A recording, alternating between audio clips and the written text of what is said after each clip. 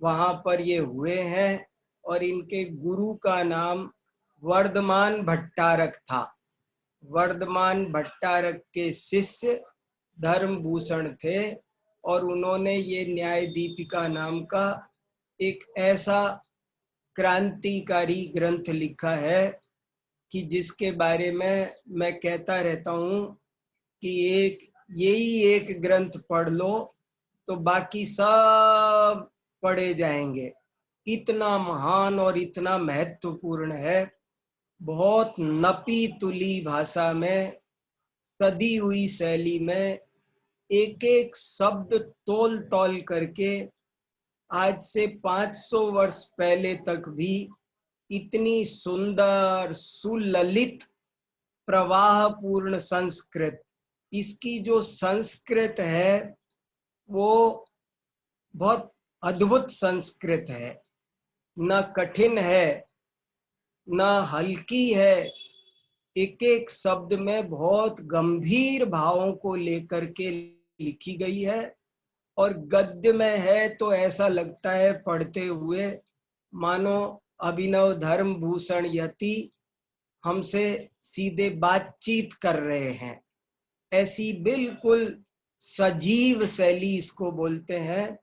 सजीव शैली में ये सब पॉइंट्स आपको एक परीक्षा में प्रश्न अवश्य आता है, ग्रंथ एवं ग्रंथकार का परिचय दीजिए। उसमें ये बातें आपको काम आएंगी।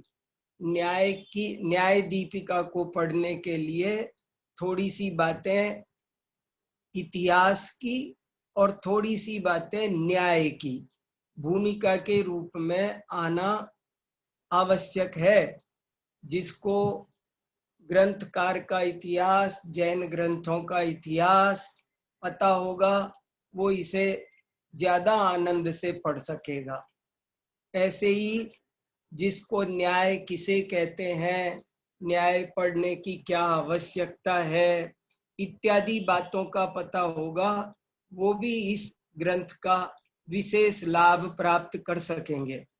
इसलिए आप सबको देखो, हम सब यूनिवर्सिटी के विद्यार्थी अधिक पढ़ रहे हैं और ये कक्षाएं तभी बहुत लाभदायक होती है जब आप 1 घंटे पढ़ने के लिए 1-2 घंटे इसके आगे पीछे भी पढ़ेंगे तो आपको विशेष लाभ होगा।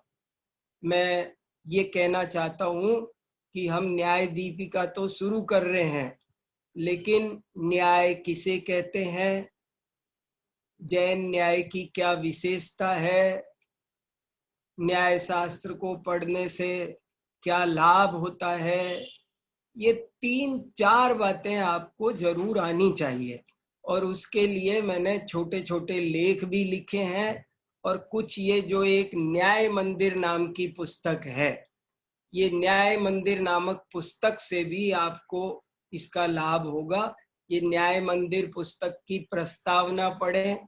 इसके अलावा जो ये न्याय दीपिका है, ये न्याय दीपिका की भी प्रस्तावना बहुत सुंदर है। इसकी प्रस्तावना को पढ़ लें।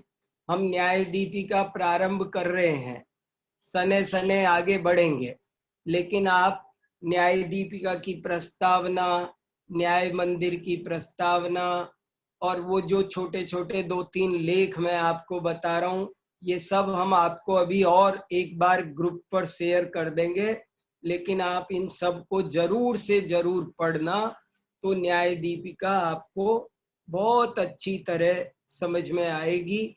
बहुत 300 ग्रंथों के बीच जगमगाता हुआ कोई नूर कोई है तो उसका नाम है न्याय दीपिका।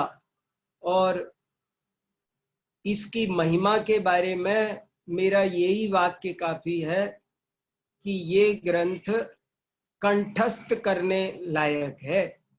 कुछ ग्रंथ केवल देखने लायक होते हैं, कुछ ग्रंथ पढ़ लेने लायक होते हैं और कुछ ग्रंथ कंठस्थ कर लेने लायक है। न्याय दीपिका ऐसा है जिसे पूरा कंठस्थ कर लेना चाहिए, तो आपको अद्भुत आनंद की प्राप्ति होगी। इस कृति का जो मैं इस कृति से बहुत ही अधिक प्रभावित हूँ और मुझे आज जो कुछ न्याय शास्त्र आता है, समझ लो एक इस न्याय दीपिका की ही कृपा से आता है। मैंने जब ये न्याय मंदिर पुस्तक लिखी तो मेरा कोई आदर्श ग्रंथ था तो वो न्याय दीपिका ही था। इसमें लिखा था न्याय दीपिका और मैंने मेरी पुस्तक को न्याय मंदिर लिखा। और जैसे इसका नाम है न्याय दीपिका, तो इसमें 3 अध्याय हैं और उन अध्यायों का नाम रखा प्रकाश। प्रथम प्रकाश, द्वितीय प्रकाश, तृतीय प्रकाश। ऐसे जनरली होता है प्रथम अध्याय, द्वितीय अध्याय, लेकिन इन्होंने अध्याय नहीं कहा बल्कि क्या कहा, प्रकाश। प्रकाश क्यों कहा? क्योंकि ग्रंथ का नाम था दीपिका। तो दीपिका के साथ रूपक बैठाने के लिए, सांग रूपक सिद्ध करने के लिए ग्रंथों के नामों में लोगों ने, विद्वानों ने रूपक बिठाया है।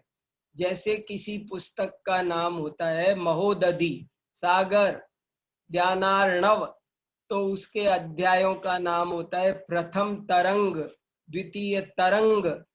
तो ये दीपिका थी, इसलिए उन्होंने इसके अधिकारों को अधिकार की बजाय प्रकाश नाम से कहना उचित समझा। तो इसी आधार पर मैंने जब अपनी पुस्तक का नाम रखा न्याय मंदिर, तो इसके भी हमने अधिकार बनाए। तो सोचा मंदिर के साथ रूपक बैठे, इसलिए इसके नाम रखे गए प्रथम द्वार, द्वितीय द्वार, तृतीय द्वार।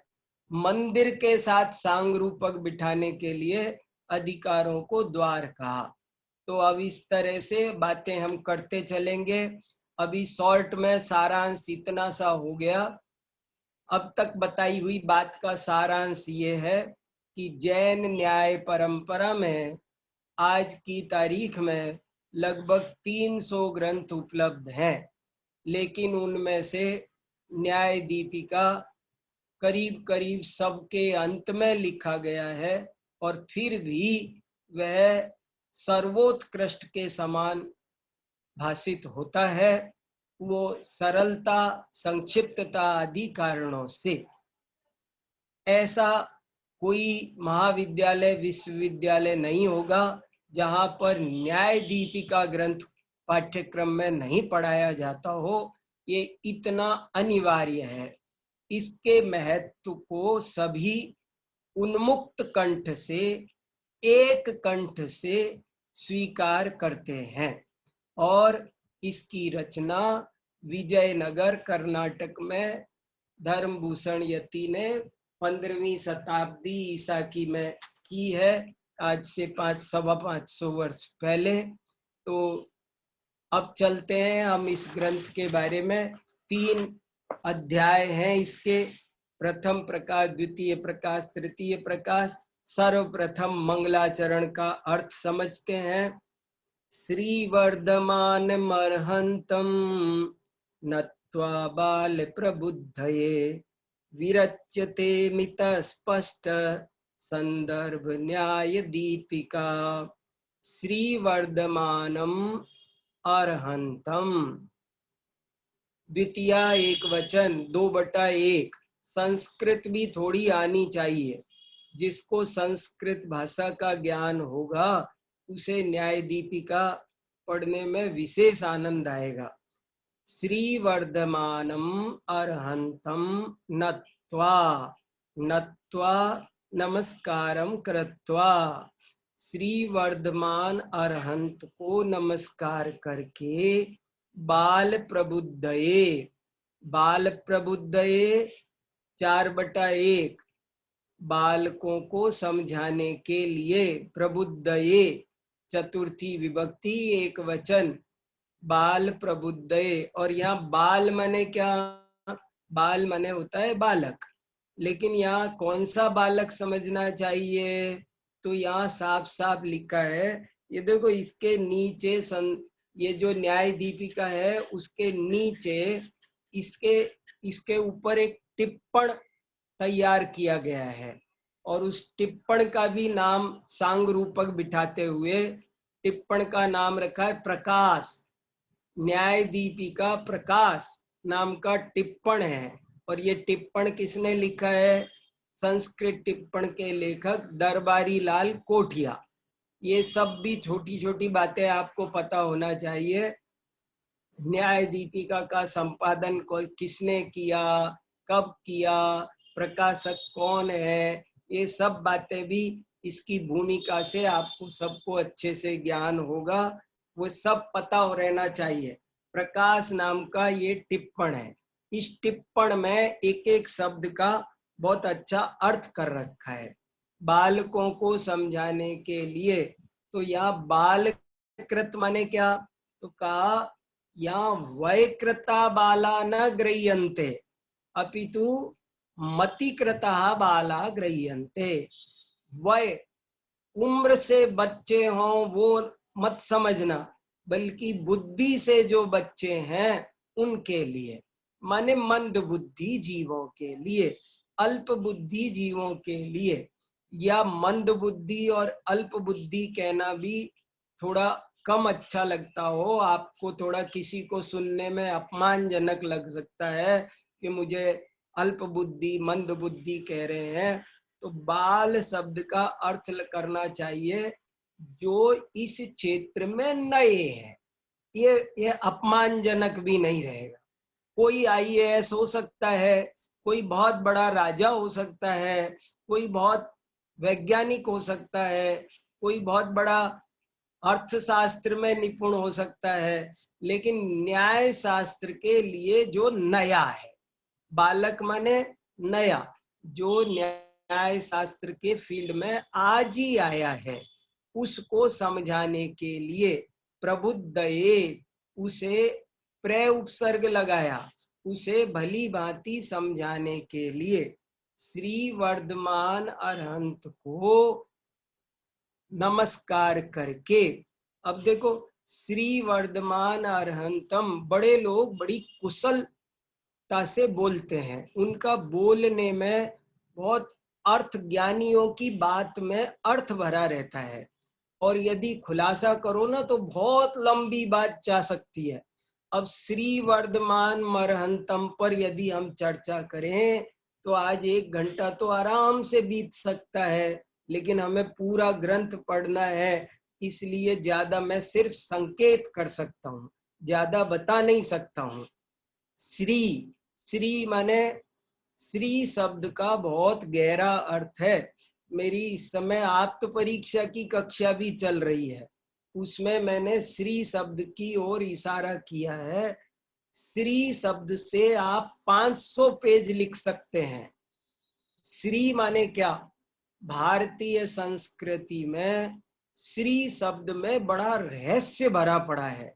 श्री शब्द का अर्थ होता है लक्ष्मी, श्री शब्द का अर्थ होता है श्रेय, कल्याण। श्री माने लक्ष्मी करो, तो लक्ष्मी के भी फिर बहुत सारे व्यापक अर्थ होते हैं।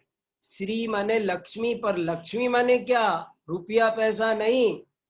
श्री माने अंतरंग लक्ष्मी, बहिरंग लक्ष्मी। बहिरंग लक्ष्मी माने समव शरणादि है, वे बहिरंग लक्ष्मी है। केवल ज्ञानादि है, वे अंतरंग लक्ष्मी है। तो जो श्री वर्धमान है, अब श्री वर्धमान का के अनेक अर्थ है। श्लेष अलंकार का प्रयोग है यहाँ पर, बहुत गहरा गहरा श्लेष है। श्री वर्धमान का अर्थ 24वें तीर्थंकर श्री वर्धमान स्वामी भी है, और श्री वर्धमान का अर्थ सभी अरहंत है। अरहंत लिख दिया ना, श्री वर्धमान विशेषण है, अरहंत विशेष्य है। विशेषण विशेष्य भी सब आने चाहिए। जैसे काला कौआ, तो काला विशेषण है, कौआ विशेष्य है। तो कोई पूछे यहाँ किसको नमस्कार किया गया है, प्रश्न आ जाता है कि न्याय दीपिका के मंगलाचरण में किसको नमस्कार किया है। तो एक उत्तर है कि 24वें तीर्थंकर श्री वर्धमान स्वामी को नमस्कार किया है। दूसरा उत्तर है कि सभी अरहंतों को नमस्कार किया है।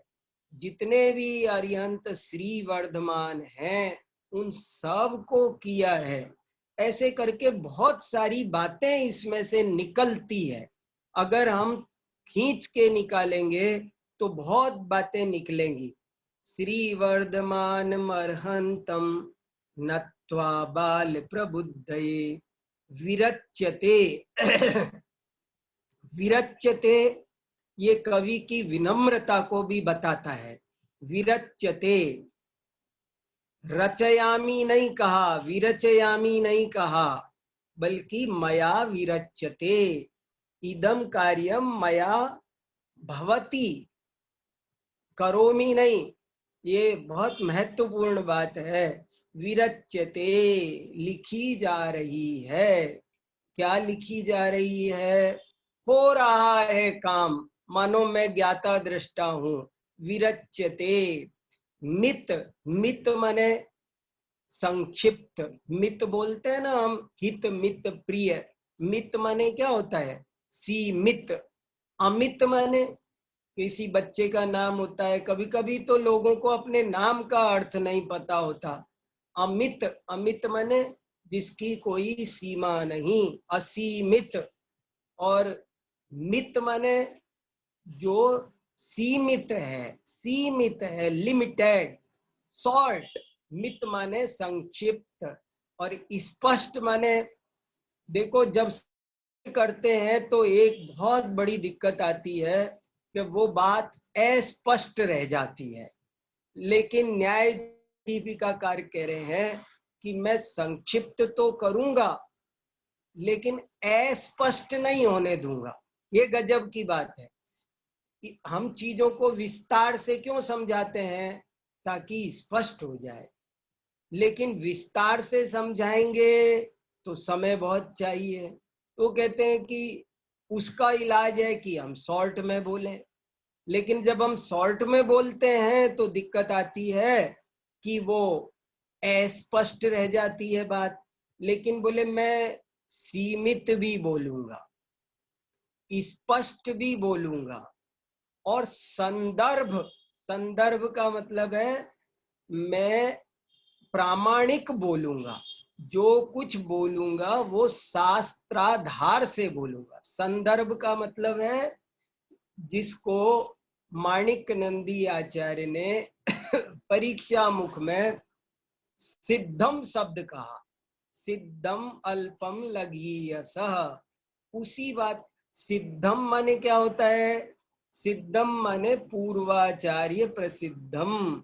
तो यहाँ भी संदर्भ शब्द क्यों लगाया? अब आपको सबको बहुत ध्यान से सुनना है, और कोई भी बात समझ में नहीं आए तो आपको प्रश्न पूछना है। बाद में आप पूछना कि ये समझ में नहीं आया, लेकिन आप स्पष्ट समझना। मैं न्याय दीपिका नाम का एक मित, स्पष्ट और संदर्भ, तीन शब्द कहे। न्याय दीपिका के तीन विशेषण हैं। मित माने संक्षिप्त, स्पष्ट माने सरल, और संदर्भ माने अपनी तरफ से नहीं, प्रामाणिक, पूर्वाचार्य प्रसिद्ध। जैसा पे कछु कहूं कही मुनि यथा, जैसा पूर्वाचार्यों ने कहा है, पूर्व के न्याय ग्रंथों में जो संदर्भ दिए गए हैं उन्हीं के आधार से मैं अपनी बात कहूंगा। तो मेरे ख्याल से ये पहला श्लोक मंगलाचरण का है। अब एक बात और आप ध्यान दे लो, अर्थ तो स्पष्ट हो गया, लेकिन अब आप इसमें एक खास बात सुनो। मंगलाचरण तीन तरह के होते हैं। मंगलाचरण तीन प्रकार के होते हैं। एक को कहते हैं नमस्कारात्मक, दूसरे को कहते हैं वस्तु निर्देशात्मक, और तीसरे को कहते हैं उभयात्मक। जो नमस्कारात्मक होते हैं उसमें सिर्फ नमस्कार किया जाता है, जो वस्तु निर्देशात्मक होते हैं उनमें सीधी विषय वस्तु की चर्चा प्रारंभ हो जाती है, और जो उभयात्मक होते हैं उनमें दोनों बातें होती है। ये मंगलाचरण उभयात्मक है। इस मंगलाचरण की क्या विशेषता है? ये उभयात्मक है। श्री वर्धमान मरहंतम नत्वा बाल प्रबुद्धये, ये तो क्या हो गया? ये मंगलाचरण हो गया, नमस्कार हो गया। और विरच्यते मित स्पष्ट संदर्भ न्याय दीपिका, ये वस्तु निर्देश हो गया, नमस्कार भी हो गया और विषय प्रतिपादन की प्रतिज्ञा भी हो गई। दो चीज है, नमस्कार और प्रतिज्ञा, विषय प्रतिपादन की प्रतिज्ञा। तो इस दृष्टि से ये एक बहुत ही सुंदर काव्यात्मक सार गर्भित मंगलाचरण है। और इस मंगलाचरण की एक व्यंजना टीकाकारों ने ऐसी भी निकाली है कि मानो श्री वर्धमान कहा तो मानो उनको अपने गुरु भी याद आए हों। उनके गुरु का नाम भी वर्धमान भट्टारक है। धर्मभूषण यति के गुरु जी का नाम है वर्धमान भट्टारक। तो देखो, अपने गुरु जी भी मानो, गुरु को भी नमस्कार हो गया, देव को भी हो गया, और श्री करके शास्त्र को भी हो गया। इस मंगलाचरण में देव को नमस्कार, शास्त्र को नमस्कार, गुरु को नमस्कार, प्रतिज्ञा, और कैसा एक सुंदर न्याय को दीप्त करने वाला ग्रंथ लिखा जा रहा है। दीप्त माने प्रकाशित करने वाला, स्पष्ट करने वाला ग्रंथ लिखा जा रहा है। मित नहीं लिखते तो बड़ा हो जाता, स्पष्ट नहीं लिखते तो ऐसा आनंददायक नहीं होता, सुबोध नहीं होता। मित होने से सरल हो गया, स्पष्ट होने से सुबोध हो गया, और संदर्भ होने से प्रामाणिक हो गया, पूर्वाचार्यों की परंपरा से जुड़ गया। इतनी सारी बातें इस एक ही मंगलाचरण में से निकलती है। और भी बहुत सारा अर्थ है, लेकिन वो उसको मिलेगा जो इसमें चिंतन करके डूबेगा। जिन खोजा तिन पाइया, गहरे पानी बैठ। आपको ये श्लोक याद करना है, और याद करके गाना है, गुनगुनाना है, इसको लेकर के मानो सामायिक करना है। श्री वर्धमान मरहंतम नत्वा बाल प्रबुद्धये, विरच्यते मित स्पष्ट संदर्भ न्याय दीपिका। ऐसे जब आप पढ़ेंगे तो आपको अद्भुत आनंद की प्राप्ति होने वाली है, बहुत आनंद मिलेगा, इसमें से रस निकलेगा। ये कामधेनु है, इसमें रस भरा है। आप जब इसमें डूबेंगे तो धीरे धीरे रस निकलेगा। मैं आगे बढ़ता हूँ बढ़ना जरूरी है। देखो चलो, अब न्याय दीपिका प्रारंभ होती है। प्रमाण नय विवेचनस्य पीठिका, प्रमाण नय विवेचन की पीठिका। प्रमाण नय माने न्याय। ये भी एक बात याद रखें, न्याय किसे कहते हैं सबको याद होना चाहिए। कभी भी पूछा जाए, सोते भी झकझोर दे कोई, न्याय किसे कहते हैं, तो तत्काल बोलना प्रमाण नयात्मको न्याय। न्याय किसे कहते हैं? प्रमाण नयात्मक न्याय होता है, यानी प्रमाण और नय के समूह का नाम न्याय है। प्रमाण और नय के समूह का नाम, इन दोनों के प्रयोग का नाम न्याय है। तो ये यहाँ पर प्रमाण नय विवेचन की पीठिका। पीठिका माने क्या होता है? ये सब शब्द हमसे नए जमाने में छूटते जा रहे हैं, इनको समझो। पीठ माने क्या होता है? जैसे हमारी यूनिवर्सिटी का नाम रहा विद्यापीठ। तो विद्यापीठ माने क्या होता है? मैंने कई बार हमारे एक आधा विद्यार्थियों को पूछा कि भैया बताओ विद्यापीठ माने क्या, तो कोई कोई बता नहीं पाता। अरे पीठ माने होता है आसन, विद्या का आसन। पीठ माने आधार, आसन जिस पर बैठा जाता है, जो हमें संरक्षण देता है, जो हमारा मूलाधार होता है। तो ये पीठिका, पीठिका का अगर दूसरा शब्द अनुवाद करूं तो भूमिका।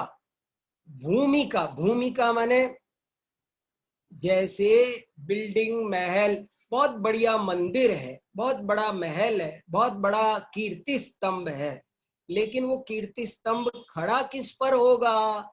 तो जिस पर खड़ा होगा उसका नाम है पीठिका।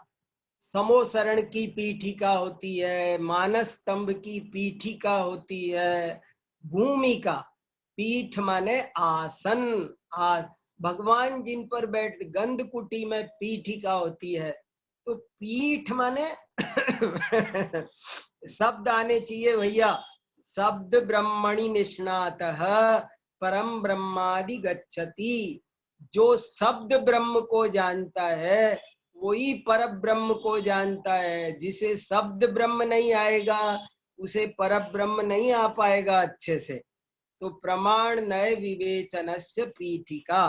अब आगे बढ़ता हूं, देखो आप टेक्स्ट में, प्रमाण नयैरधिगमः इति महाशास्त्र तत्वार्थ सूत्रम। स्क्रीन पर लगा सकते हो तो लगाओ श्रुति बेटा संदेश। प्रमाण नयैरधिगमः इति महाशास्त्र तत्वार्थ सूत्रम। कितना बढ़िया का। देखो मैं तो यही लट्टू हो गया। अगर न्याय दीपिका को आप मन लगा के पढ़ेंगे तो आप नाचेंगे, आपका तन मन नृत्य करने लग जाएगा जो एक बार न्याय दीपिका को समझेगा। देखो कहां से बात प्रारंभ हो रही है। बात शुरू कर, कहा ने मैं संदर्भ के बिना कुछ नहीं कहूंगा। तो पहले बात शुरू करते हैं तो पहले सूत्र से बात करते हैं। ग्रंथ कहां से शुरू हो रहा है? देखो होना, मैं आपसे कहूं आप एक निबंध लिखो तो आप निबंध पहले अपनी तरफ से 2 लाइन लिखेंगे और फिर कहेंगे जैसा कि कहा गया है, फिर उद्धरण दोगे। लेकिन ये न्याय दीपिका कैसी है कि पहले उद्धरण दे रही है, पहले उद्धरण। और इसी से मुझे एक आदत लगी। आपको ये एक बात बता रहा हूं मैं कि मैं कभी भी किसी सभा में 10 मिनट 5 मिनट बोलता हूं तो मैं कैसे बोलता हूं। मैं यहाँ कुंद कुंद भारती में जब भी आचार्य विद्यानंद जी सुनते थे तो वो इस बात से बड़े प्रभावित थे कि मैं कोई 10 मिनट बोलो आप, तो मैं पहले एक श्लोक या गाथा बोलूंगा, बाद में उसके आधार से अपनी बात बोलूंगा। तो ये हमारी बात आगमाधार से होनी चाहिए।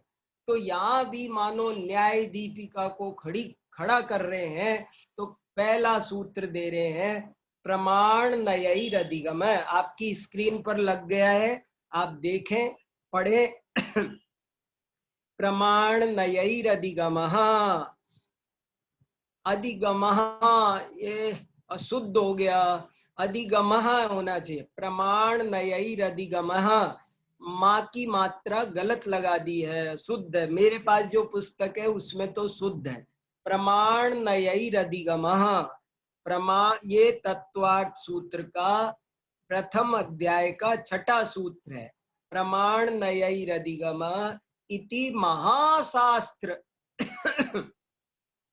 कैसे बोलने में धर्मभूषण यति का हृदय कैसा भरकर आ गया है, कितनी विनम्रता टपक रही है कि वो कह रहे हैं कि प्रमाण नयैरधिगमः। उनके दिल में, उनके हृदय में कैसा बहुमान, कैसी विनम्रता झलक रही है। ये पहली पंक्ति में वो कह रहे हैं प्रमाण नयैरधिगमः। ये महाशास्त्र तत्वार्थ सूत्र है भैया। ये तत्वार्थ सूत्र सबसे बड़ा शास्त्र, परम पूज्य, ये परम पूज्य ग्रंथराज तत्वार्थ सूत्र का ये उपदेश है, ये निर्देश है, ये आदेश है, ये सब कुछ है। ये तीर्थंकरों का आदेश है, निर्देश है, उपदेश है। क्या उपदेश है कि प्रमाण नयही, प्रमाण नयही।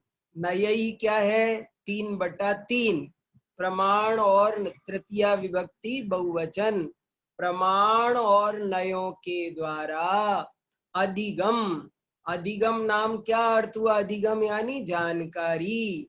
प्रमाण और नय के द्वारा ही जानकारी होती है। ये लोहे की लकीर है, ये अनंत तीर्थंकरों का उपदेश है, ये अकाट्य उपदेश है।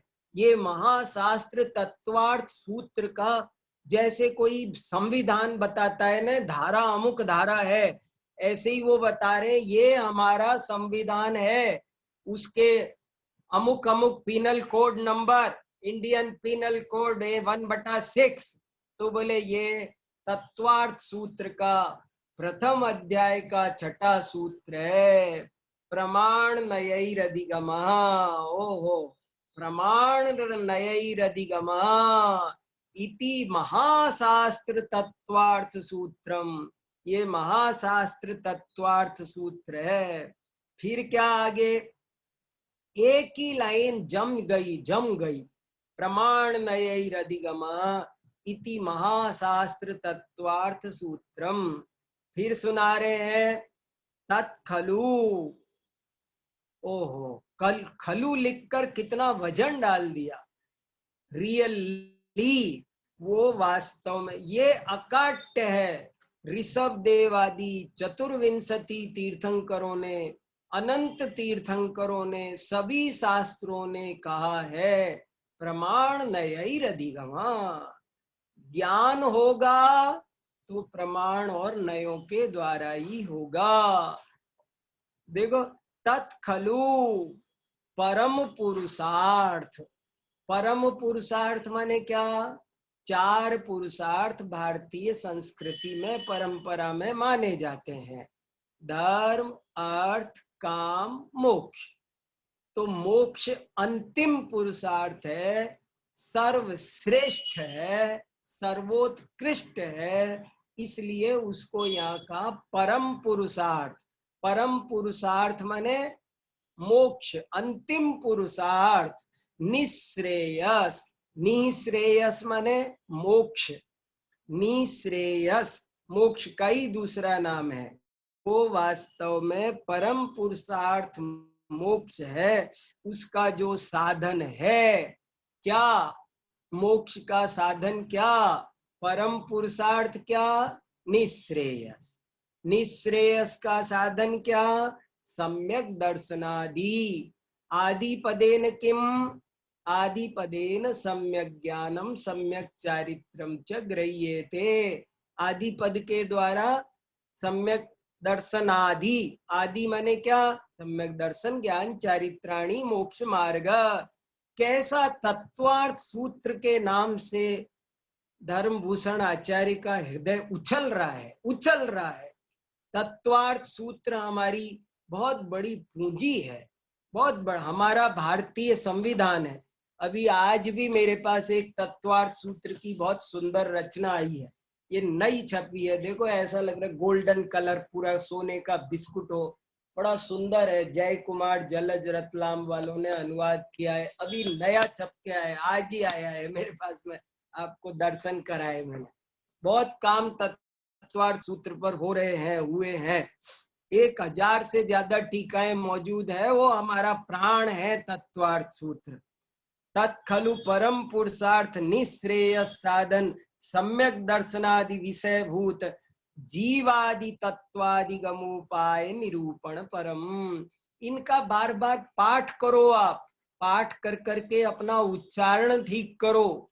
उच्चारण ठीक होना चाहिए, वो बहुत जरूरी है। विद्या प्राप्ति के मैं उपाय बता रहा हूं आपको।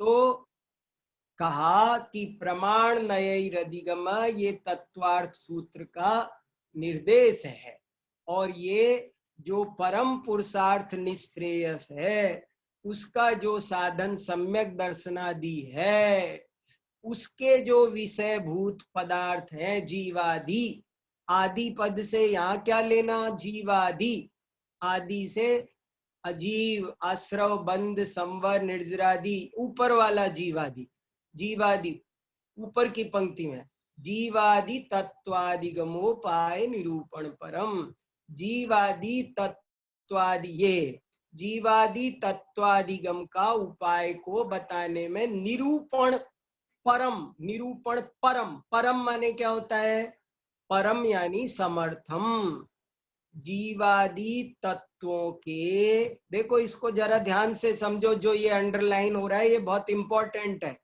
जीवादि तत्वादिगमोपाय निरूपण परम, जीवादि तत्वों के अधिगम का, पूरा तत्पुरुष समास है, देखो जीवादि तत्वानाम अधिगम, तत्वादिगम, तत्वानाम अधिगम षष्ठी तत्पुरुष, अधिगमस्य उपायः फिर षष्ठी तत्पुरुष, अधिगमोपाय निरूपण परम, निरूपण परम क्या होगा, परम माने निरूपण करने में समर्थ है, तत्वादिगम के उपाय को बताने में ये जो तत्वार्थ सूत्र का सूत्र है प्रमाण नयैरधिगम, ये तत्वादिगम के उपाय को बताने में समर्थ है, समर्थ कारण है, समर्थ है, पर्याप्त है, अलम, और कुछ नहीं चाहिए यही काफी है। और आगे बढ़ते हैं, प्रमाण नयाभ्याम ही विवेचिता जीवादय सम्यक अधिगम्यन्ते, प्रमाण नयाभ्याम प्रमाण नयाभ्याम 3/2 तृतीया विभक्ति द्विवचन, प्रमाण और नय के द्वारा विवेचिता, देखो विवेचन माने क्या होता है, विवेचन माने क्या, वर्णन माने क्या, सब चीजों का अलग अलग अर्थ है वो हम सबको पता होना चाहिए। तो विवेचिता, विवेचिता माने विश्लेषिता, जीवादयः, जीवादयः 1/3 बहुवचन, प्रथमा विभक्ति बहुवचन, जीवादि पदार्थ, जीवादि में जैसे हरि के रूप चलते हैं इकारांत पुल्लिंग, ऐसे जीवादय सम्यक अधिगम्यन्ते, सम्यक प्रकार से जाने जाते हैं, तद व्यतिरेकेण, उसके बिना, तद व्यतिरेकेण, उसके बिना, किसके बिना, प्रमाण नय के बिना, जीवाद्यधिगमे, जीवाद्यधिगमे क्या है, संधि हुई, कौन सी संधि हुई, यण संधि, इको यणची, जीवादि था और जीवादि आगे था अधिगम, तो संधि कर दी जीवाद्यधिगमे,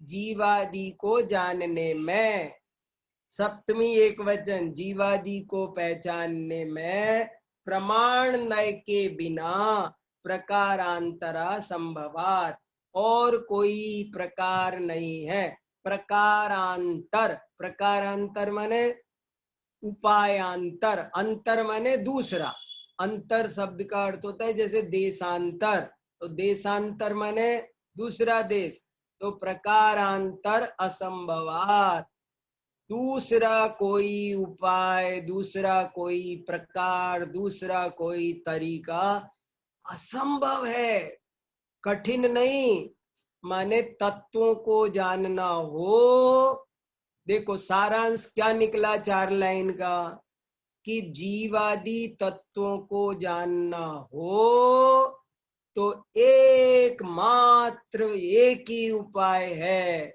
और वो है प्रमाण नय, बाकी कोई उपाय नहीं है, प्रमाण नयैरधिगमः, ये जो तत्वार्थ सूत्र का सूत्र है, ये 300 न्याय ग्रंथों का आधार है। ये इस सूत्र पर जाकर 300 ग्रंथ लिखे गए। देखो आगे बढ़ते हैं। तथा एव जीवाद्यधिगमोपाय भूतौ प्रमाण नयावपि विवेक्तव्यौ। इसलिए जीवादि के अधिगम के जो उपाय भूत हैं, प्रमाण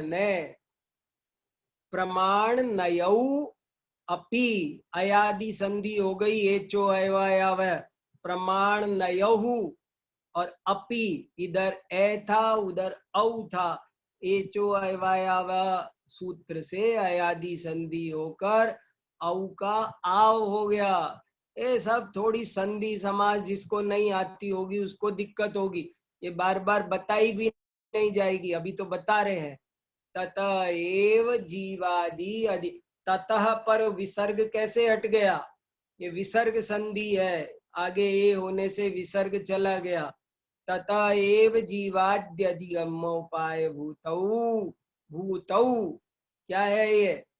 प्रथमा द्विवचन, राम रामौ, प्रमाण नयौ अपि विवेक्तव्यौ, उन्हीं का विवेचन करना चाहिए। विवेक्तव्यौ, विवेचन करने योग्य है।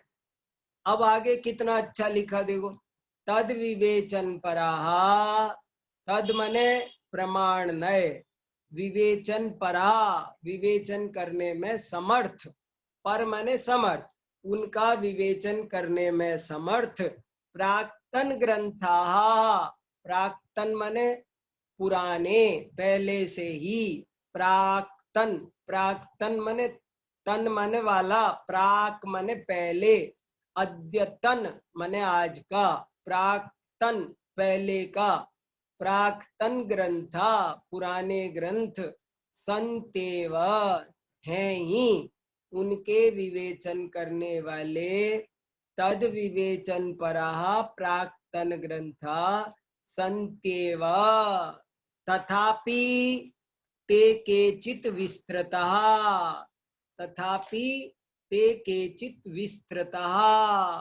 देखो कितना अच्छा लिखा कि उनका विवेचन करने वाले पुराने ग्रंथ संति एव, ये भी यण संधि है, संति एव, तथापि, तथापि माने ये दीर्घ संधि है, फिर भी, ते माने वे माने वे ग्रंथ, केचित विस्तृता, वो कह रहे हैं कि यद्यपि प्रमाण नय का स्वरूप समझाने वाले, विवेचन करने वाले पुराने ग्रंथ विद्यमान हैं, फिर भी वे कुछ विस्तृत हैं।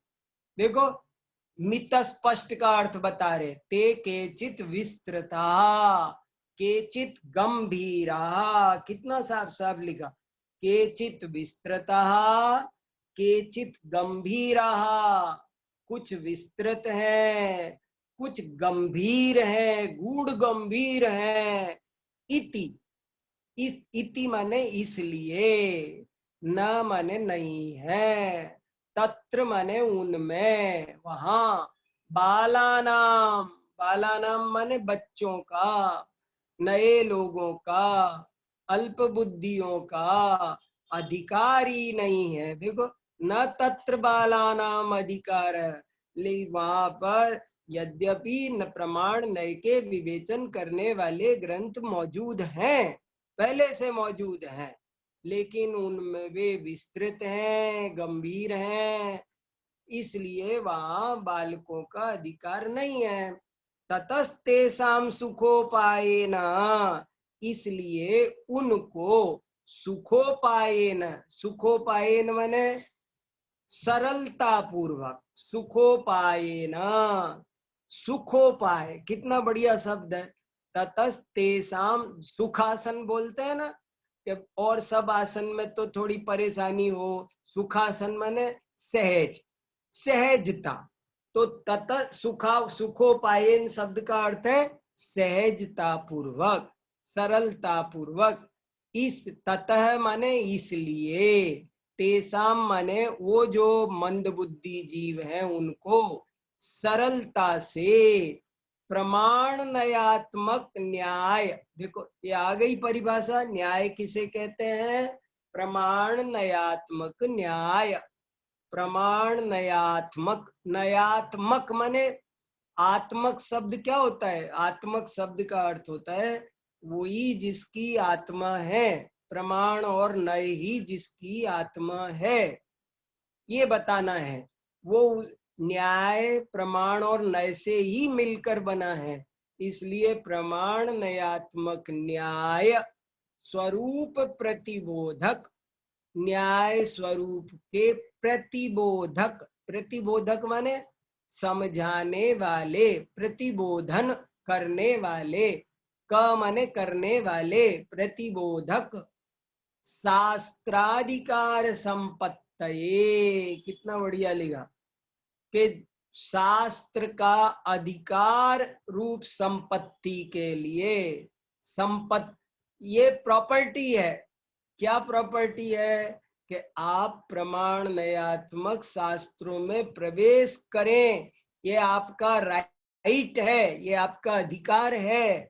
अधिकार हमको मिला हुआ है, हमें जीने का, जैसे कहते हैं ना भारतीय संविधान ने हमको अधिकार दे रखा है, जीने का अधिकार है, पढ़ने का अधिकार है, हमें स्वतंत्र रहने का अधिकार है, हमें समानता के साथ रहने का अधिकार है।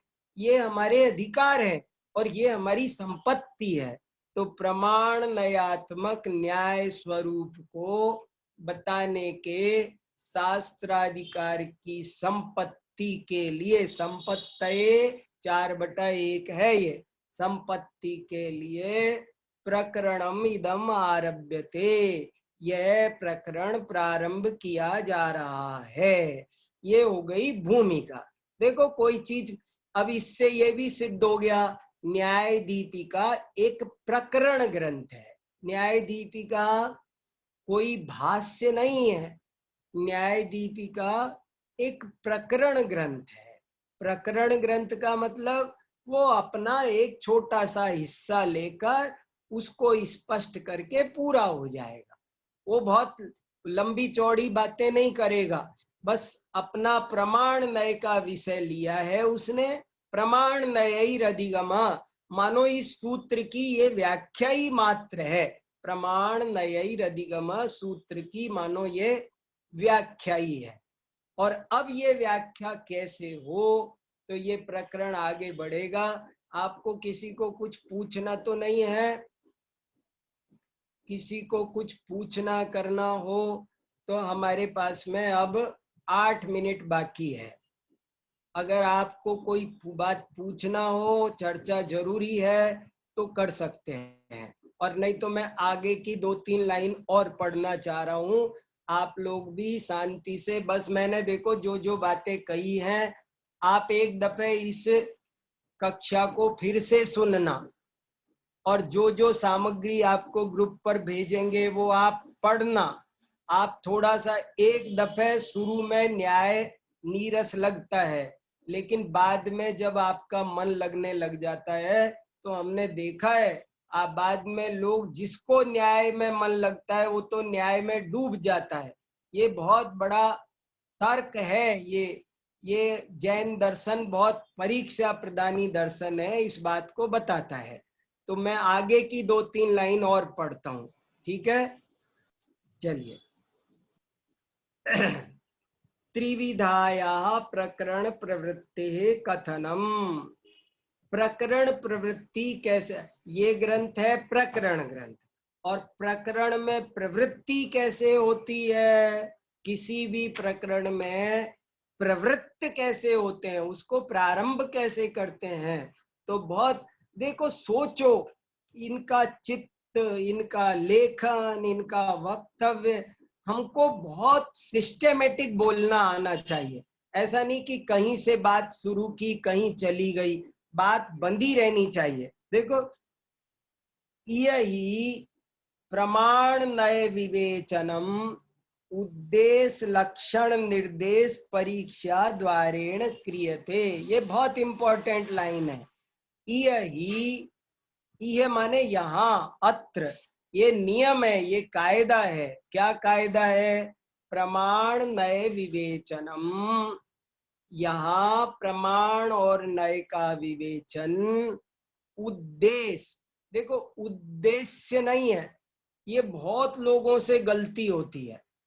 उद्देश्य वो अलग बात है, जो अपन कहते हैं ना, तुम किस पढ़ाई, तुम विद्यालय क्यों जा रहे हो, क्या उद्देश्य है तुम्हारा, तुम अमेरिका क्यों जा रहे हो, तुम्हारा क्या उद्देश्य है। उद्देश्य शब्द का अर्थ होता है प्रयोजन, लक्ष्य। ये वो उद्देश्य नहीं है, ये उद्देश्य है।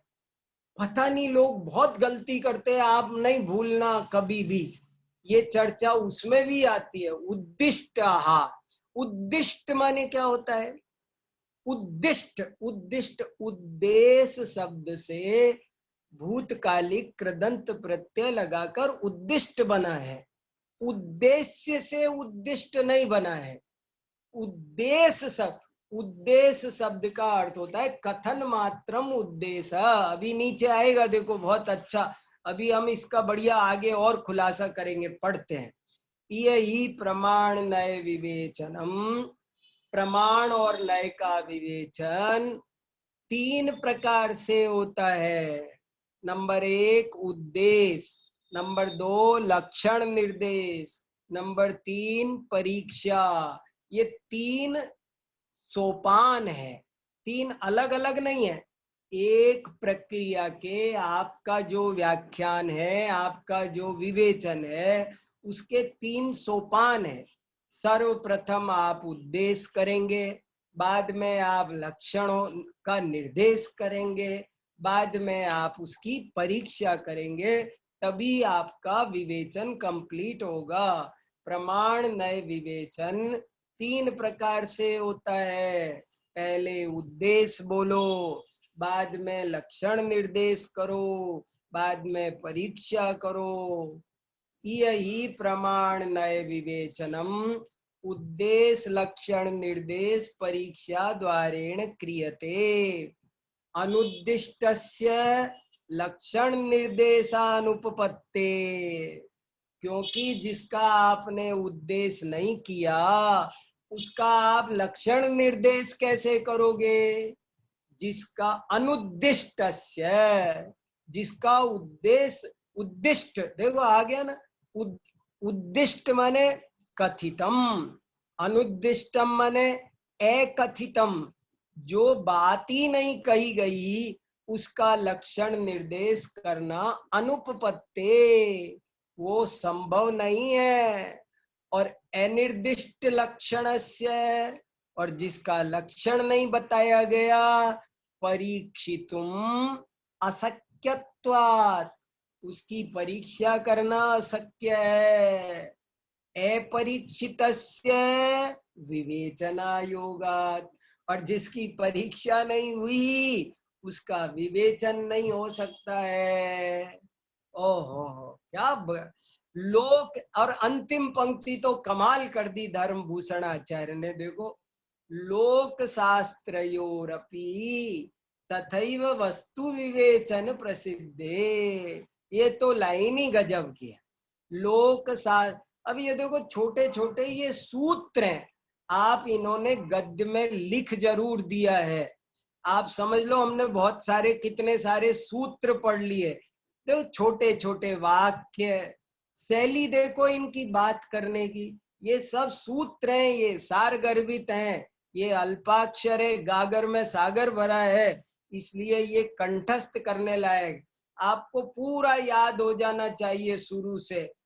यही प्रमाण नय विवेचनम उद्देश्य लक्षण निर्देश परीक्षा द्वारेण क्रियते।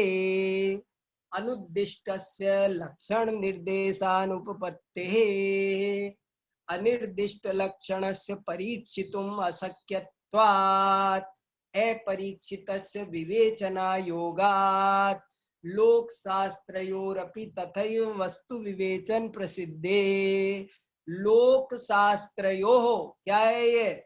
7/2 सप्तमी विभक्ति द्विवचन।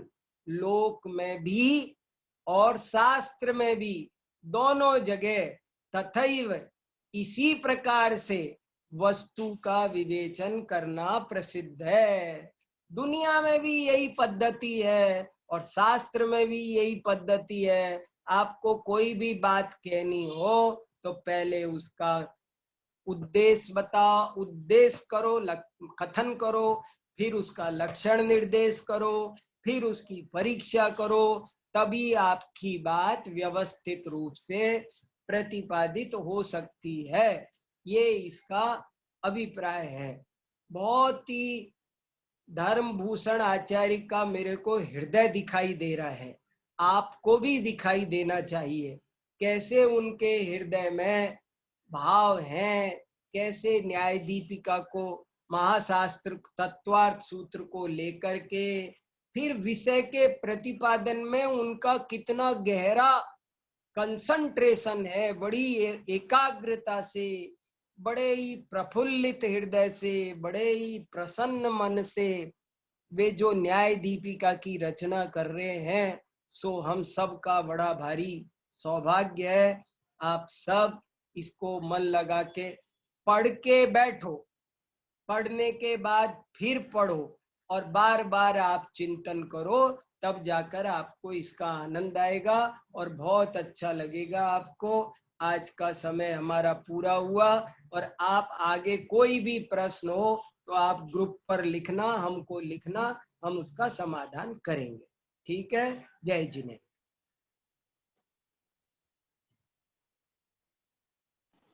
हाँ, बहुत बहुत धन्यवाद आदरणीय भाई साहब का। आदरणीय भाई साहब का बहुत बहुत धन्यवाद। अभी हमने बहुत सुंदर कक्षा अटेंड की। मैं एक बात और बहुत अच्छी भाई साहब आपको बताना चाहता हूँ। हाँ, बताओ ना। कि ये जो हमारी कक्षा चल रही है ना, हाँ। एक तो कक्षा का प्रचार ऐसे होता है कि हमने सैकड़ों ग्रुपों में भेज दिया मैसेज, आप ज्वाइन हो जाइए, जूम लिंक भेज दी, परंतु इसका प्रचार ऐसे नहीं हुआ। हमने ग्रुपों में ऐसा लिखा कि यदि आपको कक्षा पढ़नी है तो आप हमें व्यक्तिगत मैसेज करिए। इससे क्या हुआ, जो सच में ही जिज्ञासु थे न्याय दीपिका पढ़ने के, उन्होंने मैसेज किया और मैं आपको बताना चाहूंगा कम से कम 150 से ऊपर लोगों के हमारे पास मैसेज आए कि हमें न्याय दीपिका ग्रंथ पढ़ना है। और अभी भी लगभग 95 से 100 लोग जूम पर थे और 60-70 लोग यूट्यूब पर सुन रहे थे। यानी कि लोगों में बहुत ही जिज्ञासा है न्याय दीपिका ग्रंथ को पढ़ने की।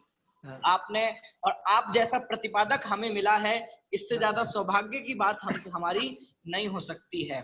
और इस प्रकार अभी हमारी न्याय दीपिका की कक्षा चली।